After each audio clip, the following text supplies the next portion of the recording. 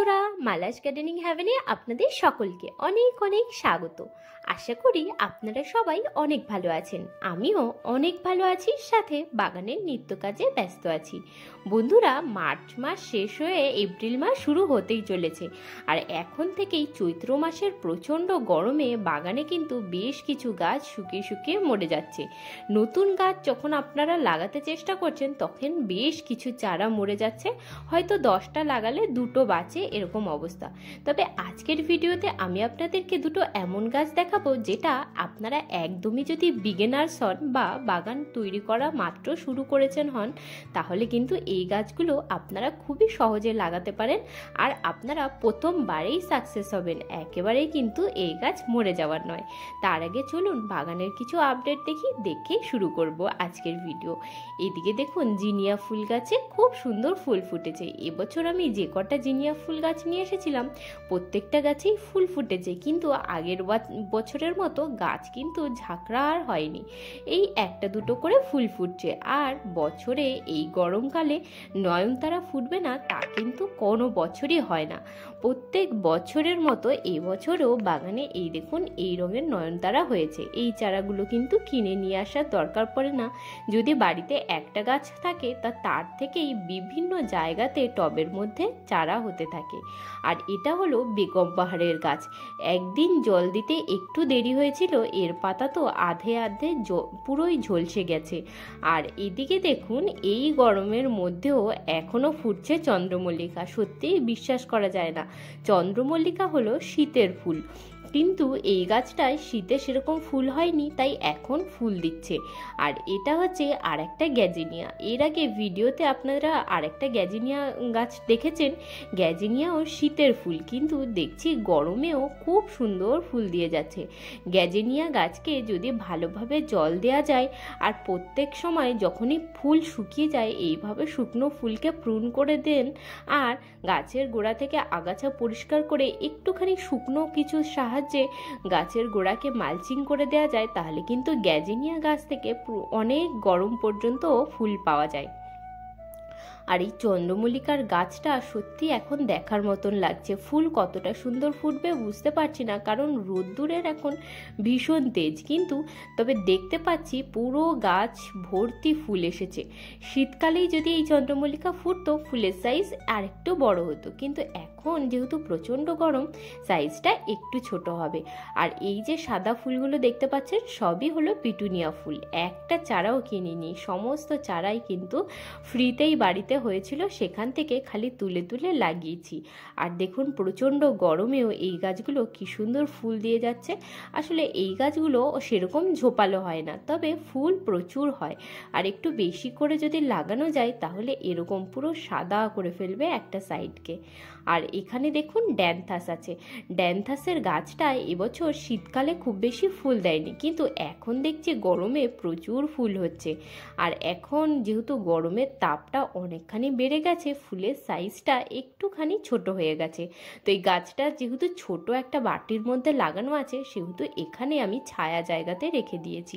সকালবেলায় হালকা একটু রোদ্দুর পায় ঠিকই, কিন্তু সারাদিনই এরকম ছায়া থাকে, কারণ এর পাশে বড় বড় গাছগুলো রয়েছে। আর দেয়ালটার জন্য এখান জায়গাটাতে খুব একটা রোদ্দুর আর পায় না। এই জায়গাটায় দেখুন 3টে লঙ্কা গাছ লাগিয়েছিলাম, তার মধ্যে একটা লঙ্কা গাছ এত বড় হয়ে গেছে যে সাইডের দুটো আর বাড়তেই পারছে না। যদি সম্ভব হয় তাহলে ওই পাশ থেকে একটা দুটো চারা তুলে অন্য জায়গায় শিফট করে দেব। তো এইবার চলুন কাজের কথায় আসা যাক। একদম যারা বিগিনার্সরা এখন যদি আপনারা বাগানে যান বা নার্সারিতে যান, এখন দেখতে পাবেন জিনিয়া, তারপরে নয়নতারা, এই ধরনের অনেক ধরনের সিলোসিয়া গাছের চারা চলে এসেছে। কিন্তু রোদ্দুরের দাবদাহ এত বেশি যে এই সময় কিন্তু ওই সমস্ত চারা নিয়ে এসে লাগালে বেশিরভাগ চারাই মরে যাচ্ছে। আমারও কয়েকটা চারা মরে গেছে। আর অন্যান্য গাছ যেগুলো বেঁচে আছে সেগুলো যেমন হারে বাড়বার কথা তেমন কিন্তু বাড়েনি, আর ঝোপালোও হয়নি। যেমন একটা ফুল ফুটতে থাকে তেমনই ফুটতে রয়েছে। তো আপনারা যদি বিগিনার্স হন তাহলে কিন্তু গাছ একদমই বাঁচাতে পারবেন না। তো তার জন্যই আপনারা এই 9M, পর্তুলাকা বা মস রোজ যে ফুল গাছগুলোকে বলা হয়, বা এই যে গোল পাতার ফুলটা দেখতে পাচ্ছেন গাছটা, এটার নাম হচ্ছে পার্সোনাল। এই গাছগুলো কিন্তু আপনারা লাগাতে পারেন। প্রচণ্ড গরমেও এদের কিন্তু কোনো প্রকারের ক্ষতি হয় না। আর একটু যদি জল দিতেও দেরি হয়ে যায় বা একদিন দুদিন যদি জল নাও দেওয়া হয়, তবুও কিন্তু এই গাছের কোনো প্রকারের ক্ষতি হয় না। আর একটু যদি বেশি করে জল দিয়ে দেওয়া যায় এই গাছে, তাহলে কিন্তু গাছের গ্রোথ খুবই সুন্দর হবে। আর কয়েকটা ডাল থেকেই কিন্তু এরা একেবারে গামলা ভরে সবুজ হয়ে ওঠে। কিছুদিন আগেই এই দুটো গামলাতে এই ছোট ছোট কয়েকটা ডাল লাগিয়েছিলাম, ভিডিওতে রয়েছে, আপনারা চাইলে পিছনে ভিডিও গিয়ে দেখে আসতে পারেন। তো এখন দেখুন পুরো ভর্তি হয়ে গেছে। আর সকালবেলায় তো আসা সম্ভব হয় না, সকালবেলায় গাছগুলোতে ফুল ফোটে। তো চলুন এই গাছগুলোকে নিয়ে গিয়ে বসিয়ে দিই একটা গামলাতে। আর যেহেতু গাছগুলো অনেকখানি বড় হয়ে গেছিল, সেহেতু আমাকে এগুলোকে বসাতেই হতো। তো বসাবার জন্য দেখুন ডাল কেটে নেওয়ার পরে ওই গাছগুলো তো ঝাঁকড়া হবেই। আর এখান থেকে আমি এই যে গামলাটা নিয়ে নিলাম গাছটাকে লাগাবার জন্য। এই গামলাটার মধ্যে, গামলা বলতে এটা একটা ঝুড়ি, তার নিচে একটা কাপড় দিয়ে মাটি ভরা আছে। এর মধ্যেই দেখুন একটা জিনিয়া ফুলের চারা লাগিয়েছিলাম, সেই চারাটা মরে গেছে। তো এই জায়গাটাকে তো এমনি খালি রেখে দিতে পারবো না, তার থেকে ভালো পার্সোনাল গাছ লাগিয়ে দিই। এই গাছের মরে যাওয়ার চান্স একদমই কম আর খুব সহজে হয়ে যায়। আর যদি আপনার আশেপাশে কারোর বাড়িতে গাছ থাকে, তাহলে তার কাছ থেকে একটা দুটো ডাল নিয়ে এসে আপনারা কিন্তু এই গাছ লাগিয়ে নিতে পারেন, কোনো সমস্যা নেই। আর খুব সুন্দর গ্রোথ হয় এই গাছে। ঠিক আমি যেমন ছোট ছোট আকারে কাটিংগুলো কেটে নিয়েছি, আপনারাও ঠিক একইভাবে কাটিংগুলো কেটে নেবেন। আর নিচের দিকে 3-4টে করে পাতা খুলে নেবেন। 3-4টে পাতা খুলে নেওয়ার পরে তাকে একটু একটু করে ডালগুলোকে আঙুল দিয়ে বা কোনো একটা কাঠির সাহায্যে ছোট ছোট গর্ত করে মাটির মধ্যে গোড়া অংশটা বসিয়ে দেবেন। দিয়ে তারপরে ভালোভাবে জল দিয়ে গাছটাকে রেখে দেবেন ছায়া জায়গাতে। তাহলেই দেখবেন কিছুদিনের মধ্যে পুরো টব ভরে উঠবে আর ফুলও ফুটতে থাকবে। আর পার্সোনাল ফুল এখন থেকে ফোটা শুরু করবে আর ফুটতে থাকবে পুরো শীতের আগে পর্যন্ত। এই ফুলের গাছের কিন্তু একবার যদি আপনারা লাগিয়ে ফেলতে পারেন, তাহলে সেখান থেকে বছরের পর বছর ফুল পেতে থাকবেন। এই গাছ শেষ হয় না, তবে শীতকালে গাছ একটুখানি রুগ্ন হয়ে যায়, গাছের মধ্যে আগাছা একটু বেশি চলে আসে আর ফুলও পাওয়া যায় না। কিন্তু শীতকাল বাদে পুরো বছর কিন্তু এই গাছ সুন্দর ফুল দেয়। আর খুব সুন্দর ব্যালকনিতেও আপনারা হ্যাঙ্গিং বাস্কেটে এই গাছকে গ্রো করতে পারেন, তাতেও কিন্তু দেখতে ভারী সুন্দর লাগে। আর এই যে ফুলের গাছটা দেখতে পাচ্ছেন, এটাকে বলা হয় পার্সোনাল ফুলের গাছ। অনেকে আবার এটাকে পর্তুলাকাও বলে থাকে, কিন্তু এটা পর্তুলাকা নয়, পার্সোনাল ফুলের গাছ। পর্তুলাকা হলো এইটা, একে বলা হয় মস রোজ। দেখতে কিন্তু ভারী সুন্দর হয়। আর এই গাছের রং কিন্তু অনেক হয়, গোলাপি, লাল, হলুদ, সাদা, অনেক কালার হয়, অরেঞ্জ কালার। দেখতেও খুবই সুন্দর হয় আর কাটিং থেকেও খুব সহজে লাগানো যায়। আমার এই গাছটা কিছুদিন আগে লাগিয়েছিলাম আর এখনই দেখুন কুড়ি আসা শুরু করে দিয়েছে।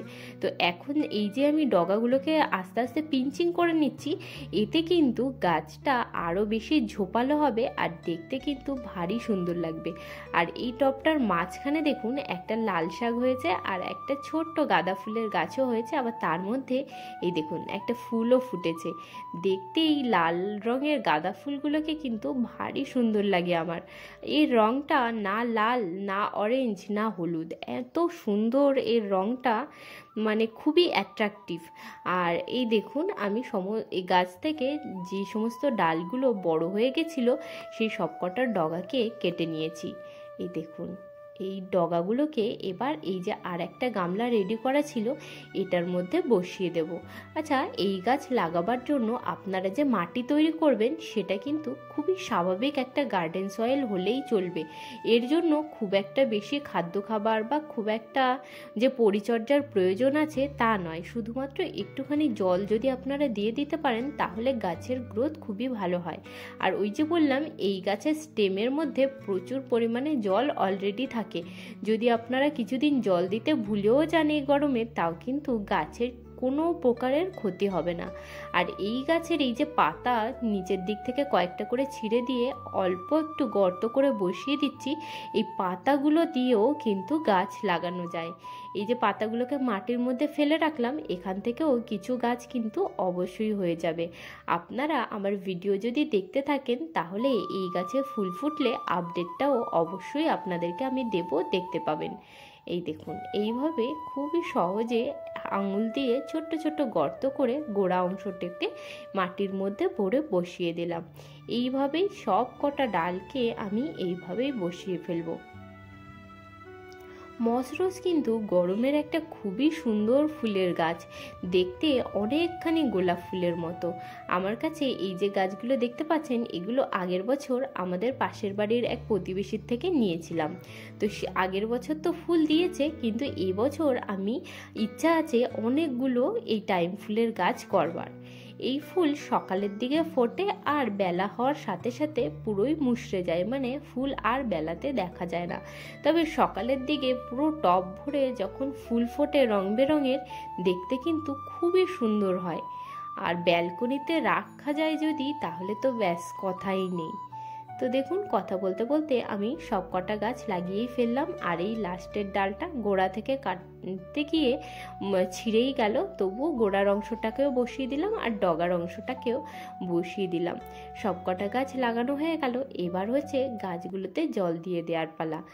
গাছ লাগাবার পরে জল দিয়ে দিলে গোড়ায় যে মাটিটা আলগা হয়ে গেছিল সেটা আবার কাণ্ডের গায়ে বা মূলের গায়ে লেগে যায়, তাতে কিন্তু গাছের হেলথ ভালো থাকে, গাছ প্রপার জল পায়। সুতরাং যে কোনো নতুন গাছ লাগাবার পরেই কিন্তু জল দেওয়া খুবই জরুরি। দেখুন, গাছগুলোতে ভালোভাবেই জল দিয়ে দিয়েছি। এবার কোনো ব্যাপার না, যদি একে রোদ্দুরে রাখা যায় তাহলেও গাছ মরবে না, আর যদি ছাওয়া জায়গাতে রাখা যায় তাহলে তো আর কথাই নেই, গাছের কোনো সমস্যা হবে না। তো আমি আপাতত গাছটাকে ছাওয়া জায়গাতেই রাখলাম। আর এখানে দেখুন, এই যে চাপা ফুল গাছের গোড়ায় একটা গাঁদা ফুলের গাছ হয়েছে, আর সে গাছে কত গাঁদা ফুল ফুটেছে।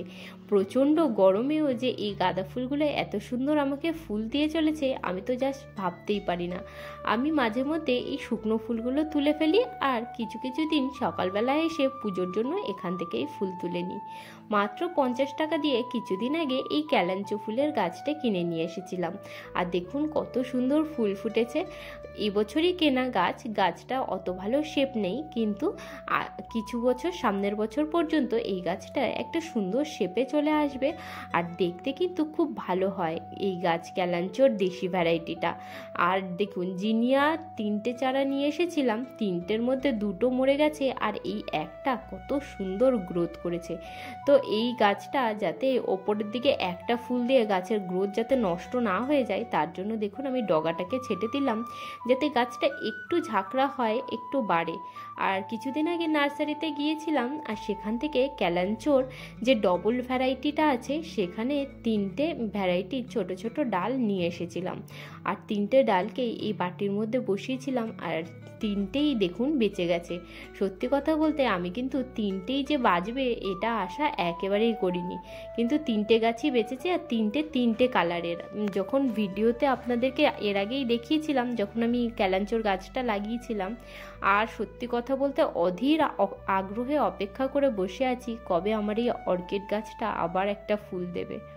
তো আজকের ভিডিওটা বন্ধুরা এই সুন্দর চাপা ফুলের সাথে আমি শেষ করছি। আপনাদের সাথে দেখা হচ্ছে আবার পরের ভিডিওতে। আপনারা সবাই ভালো থাকবেন, সুস্থ থাকবেন, আর প্রত্যেক দিন নতুন নতুন গাছ লাগাতে থাকবেন। আর যাতে প্রকৃতি একটু দূষণমুক্ত হয়, বাইরের এই প্রচণ্ড দাবদাহ যাতে একটু নিয়ন্ত্রণে আসে, আমরা সকলে যদি একটু একটু করে প্রয়াস করি, তাহলে অবশ্যই একটা বড় পরিবর্তন আমরা পরিবেশে নিয়ে আসতে পারবো। আজকের মতন এইটুকুই। টাটা বন্ধুরা।